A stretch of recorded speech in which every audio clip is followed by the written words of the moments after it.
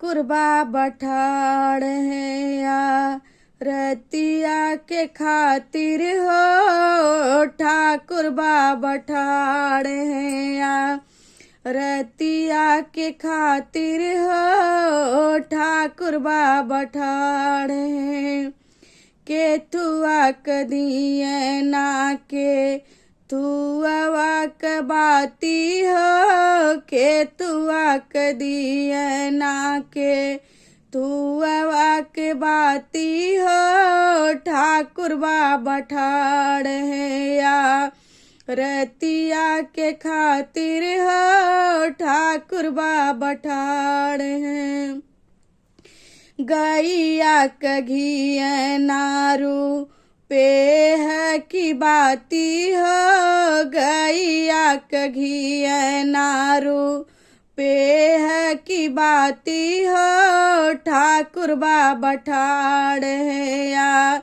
रतिया के खातिर हो। ठाकुर बाबा ठाड़ है।